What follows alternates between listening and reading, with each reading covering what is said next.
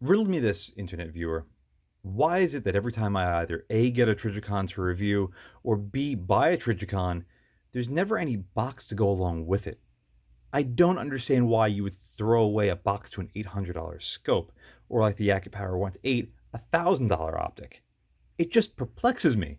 I keep all the boxes for everything, including my really cheap primary arms 3x magnifiers, which are $70 or $80. There's no sense for you not to keep a box or something like this, because all it's going to do is increase the value of this thing when you go to resell it. But maybe that's a good thing, because I got this thing for a pretty good price, albeit I was under the assumption the Tritium was still pretty good. The Tritium is not good. I want to showcase that in a little bit. I have yet to call up Trijicon to see if they would even replace the Tritium in this and or what it's going to cost, but nevertheless, I'm going to do this video as best I can. If it's too expensive to replace it, I'm just going to say to hell with it, and we'll go from there. So what do we have?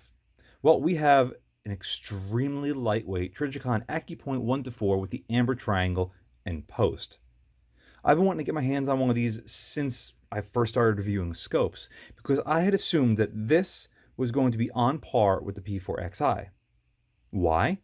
Well, when the P4XI first hit the market, or at least when I bought it, it was much less expensive than this. And thus, the more you spend on something, the better it's going to be, right? Well, I don't think that's always necessarily the case. As you might have seen on this channel, there are some less expensive scopes that perform way better than what their price leads you to believe. And there's some really expensive scopes that I wouldn't even contemplate spending my money on. Anyway, starting at the back, we have a fast focus eyepiece, which does make an interesting noise. Again, this thing is a bit on the older side, so I don't know if maybe it's been damaged before, but despite the fact it's making a noise, it feels very smooth. All the way out, slightly in. It is rock solid. There is zero play to this thing. So despite this thing being around the block, it still feels really tight. The next thing we have to look at is the illumination control, which, if you're not familiar with Accupoints, they use tritium, which is a radioactive substance that goes inside that creates light for the reticle. But they are also backed with a fiber optic, such as this. So the whole point of this is, right now, light is going in to increase the brightness of the reticle. You turn this either left or right, depending on how you would like to shut it off, and or how you'd like, or where the light's coming from, rather. And you could shut it off like so. So you could be in the dark, it'll lower the brightness to the reticle, and then you could be using it in lower light environments. Or if you want to be using this outside or in a very bright environment, you could turn it all the way on to increase the brightness to the point. In front of that is our magnification ring, which goes from 1x, which is all the way over here, to 4x, which is all the way up here. But it looks like it's about 180 degrees, which is basically the manufacturer's standard for LPVOs. The ring is rubberized, and there is this little area over here, probably for a cattail, which we do not have. And the magnification ring spins very smoothly and quite easily. There's a good amount of resistance on it, but it's not so much so that you're going to have to really be wrenching at it to turn it. It's precision feeling. It feels very precise. Really high quality stuff. The next thing that we got to talk about are the windage and elevation controls. And right off the bat, these are very reminiscent of the Accupoint 1-4 that I reviewed many months ago. So these should sound really good, have positive click. There's a little bit of play, but I'll explain to you why that play is there. They're very sharp click, and once they're in their detent,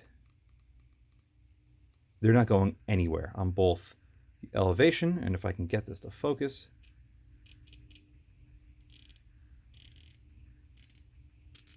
the windage. Fantastic. Now that little bit of play that you see there is actually to reset your zero. You lift up, you spin this to, I don't know, well, it would be 0, and then you simply push back down, and you are engaged. Same thing with your elevation. Lift up, rotate, push down, and you're good to go. One last thing before we look through this thing, you can see right there at the bottom, made in Japan with the serial number and blah, blah, blah, blah, blah. And one cool thing at the front is contains tritium. The purchaser is exempt from any regulatory responsibility. So Pretty cool stuff. And you know what? This thing is so lightweight, I'm curious to find out myself what this thing weighs in at, because you know I'm a big fan of things that are lightweight, and this thing is no exception at 14.4 ounces, is considerably lightweight for a good 1 to 4. But looking good, feeling good, and weighing little doesn't necessarily mean this is going to be a good optic. So let's get behind it now and see exactly what it has in store for us. Pew! Pew! You will notice for the first time ever, all of the lights are on in the garage. The reason for that is I want to get as much light into the fiber optic tube as possible to have some sort of illumination with the reticle. The reason for that is the tritium is completely dead. Now, Trijicon says that there's a 15-year warranty for tritium-powered optics with the fiber optic tube and 10 years if it's just pure tritium. Pew pew! Now, I don't know how old this optic really is because whenever I look up the serial number, they say it doesn't exist.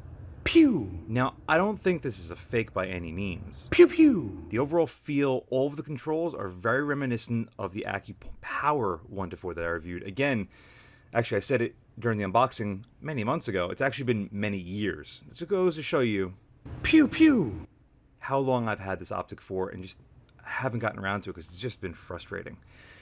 I should have reviewed it sooner, but unfortunately life gets in the way and you know how that goes sometimes. Pew pew! Continuing right along, this features the German number 4 post reticle with an amber triangle, clearly. This is the TR24 model, again, clearly indicative of an Accupoint, not an Accupower. The difference is the Accupoint has tritium, whereas an Accupower is powered by a battery for its illumination. This is second focal plane, so the reticle doesn't change any sizes, and thankfully this thing has a fiber optic tube on top that allows light to go inside of it. It is currently being powered only by the ambient light. As I cover my hand over the fiber optic tube, you'll see that it completely shuts off.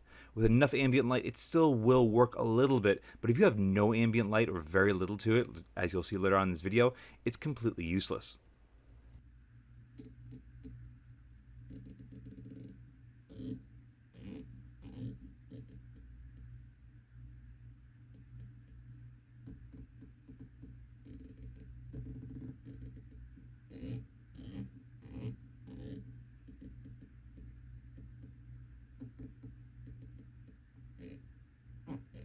These are the exact same turrets found in the Accupower and the Delta Striker HD 1 to 6. They're truly fantastic. I really wish other manufacturers would come out with turrets even half as good as this. They sound great, they feel great, and they just lock in there really well. These turrets are in MOA, so I'm not going to be able to really get an accurate representation of how well they track, but we can at least see if they return to 0 properly. So we're going to do the windage first. Just going to run it out.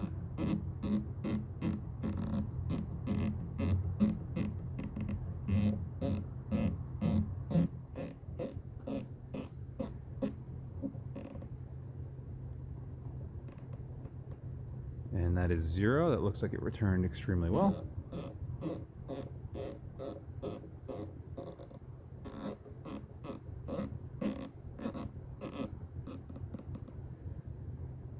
And that is 0, or well, that is 0. All right, so that tracked very well. Let's see how the elevation works.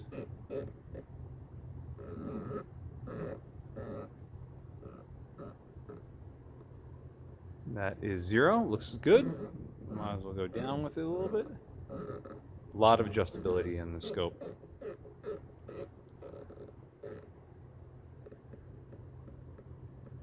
And that is 0.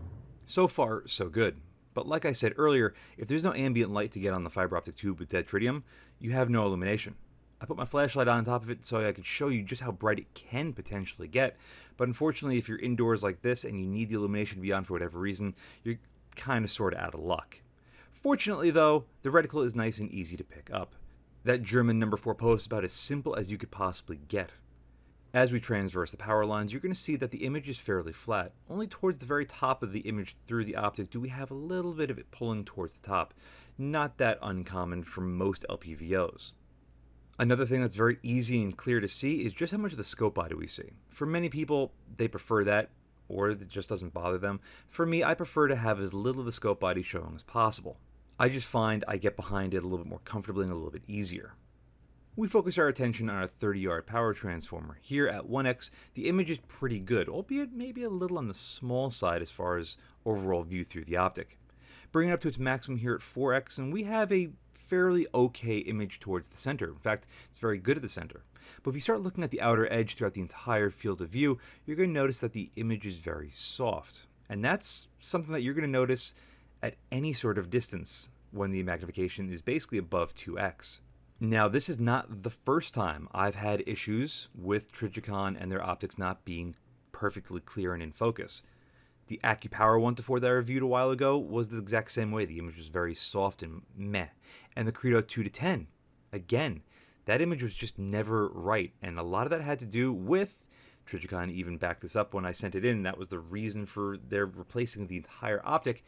They had a problem with the parallax setting. Here you can clearly see that the tree that's probably about 10 yards out in front of us is very clear, and the building was a little eh. I play around with the eyepiece, which is designed specifically for you to focus your eye to the reticle and vice versa, just to see if I can find a better in-between. I do this all the time, and sometimes you can get the reticle like 95% and the image 95% as opposed to 100 on either end, and it makes it for a good in-between. Here, though, we can get the center, like I said, still very sharp and clear, but the outside is just still very, very soft. It's as good as it's going to get, and for me, I think for the price that this thing comes in at, it's not really acceptable. The price for these, depending on reticle, is anywhere from $770 to $870, and that puts it right in line with the main thing I'm going to put it up against it side by side with, the P4XI. Now granted, these weren't filmed on the exact same day in the exact same lighting environments, but just note not only the larger field of view that we get with the Steiner, but also the bigger image through it, as well as better sharpness from center to edge. Clearly the Steiner wins over this Accupoint hands down. And again, these are right around the same price point of one another. Happily, however, when the sun sets over the horizon and you have to worry about taking a shot or viewing a target in lower light environments, this thing still lets in a great amount of light. There's almost no difference between minimum to maximum. And the illumination is on only when my interior lights are on. When I shut them off, because again this has dead tritium, that completely dies out. But as far as low light performance, it's excellent. While we're on the topic of pros for this optic, again we're going to take a look at just how flat the image is. There's almost no shift between the concrete wall and the back berm, and it really is very, very nice. But there is a touch of magnification to the glass at 1x, but it's so minimal it really doesn't distract you whatsoever from the shooting experience. At 1x as well, there's very little distortion to the outer edge of the image as far as sharpness goes. You can see that clearly here. From center to edge at 1x, it is great. No matter what the distance is, like we saw in the garage, very close to here, 50 yards, or out 400 yards like we looked at earlier. But once we crest over 2x, here at 4x, it's very apparent. Again, the center is pretty nice, but the outside edge just really falls flat on its face. And I would say, this is an older optic and their technology was older, so that's why it was like that. But like I've said, even their newer Credo 1-4s that Hoplophile has had, he had to send it back twice because he was just so dissatisfied with its overall performance. Moving on to another big pro on this thing is the Eyebox. It is massive. At 1x you can clearly see we can dance around this thing all day long. And because the second focal plane, not only the illumination but also the reticle itself is very easy to pick up. It's really, really nice. The trend continues here at 2x. Despite the more mellow looking image, we still have a very forgiving Eyebox that's very fast and easy to get into, even if you're in a very awkward position getting on your rifle. It is just very, very good. Now, despite the fact we're at maximum here at 4x, it's still very forgiving to get behind it if you had to in an awkward position. It's just really good, and that's why I like 1-4 so much. Yes, there are some 1-6s that are at least as comparable, if not even a touch better, but 1-4s, they just work so damn well for me. Getting into my final thoughts here, you can clearly see the image has degraded a significant amount. When did this happen? Well, going from Smallbore to Largebore, after I did a fair amount of shooting, I didn't realize that when I put the optic down, the fast focus eyepiece actually turned a little bit. And it didn't take that much to have the image go from acceptable to now, what the hell am I looking at? It's horrible. So, Please try not to pay too much attention to the absolute horrible looking image that you can get through this thing, but that's one of the main reasons why I don't like fast focus eyepieces, because it can turn on you. You could be in a situation or even a match and go, what the hell's going on? And it's just something that's going to take you out of the overall experience. Now, despite the fact the image on this thing is fairly lackluster above 1x, I have to say my overall experience with this thing has been fairly pleasant. Despite the fact the illumination from the Tritium is completely dead, it doesn't really matter all that much. The reticle is very easy to pick up to the eye, no matter what the situation, no matter what the brightness levels of the ambient lighting, whether you're inside, outside, it doesn't really matter. It seems to just pop out really, really well. Now, yes, I do prefer the P4Xi's P3TR reticle. I like the large duplex. I like the BDC that it has on it. It lines up perfectly to 55 grain ammunition through my Ruger, and it's just an absolute pleasure to shoot. However, if you treat this optic like you would treat a red dot with a magnifier, basically giving yourself a 25 to 50 yard zero, and you're running this on a 223-556, you effectively have an optic on your carbine that's going to take you out well beyond 300 yards with minimal distance and holdovers for where your impact's going to be. So if you treat it like that, having a German post like this with a nice fine aiming point on top is actually great. Now, I did mention that you can get this in a variety of different reticles, and that's true. You can get the German number 4 post reticle like you see it here with an amber triangle, clearly, which is even actually pretty hard to find nowadays, green or red. You can also get it with a duplex or a mil reticle that are all going to be tritium illuminated. And for many of you, that sounds great. In fact, it sounded great for me. Oh, I would love to have an optic that my illumination is going to work for 15 years. But guess what? I've had my P4Xi for 4 going on 5 years, and I've changed the battery, I think, once. And guess what? Those batteries are always available and very inexpensive to replace. Tritium is very expensive to replace. And unfortunately, Trijicon only carries with it, if you have a tritium-based illumination system like this and a fiber optic tube like this one has, it's a 15-year warranty. But once you're out of warranty, you're paying out of pocket.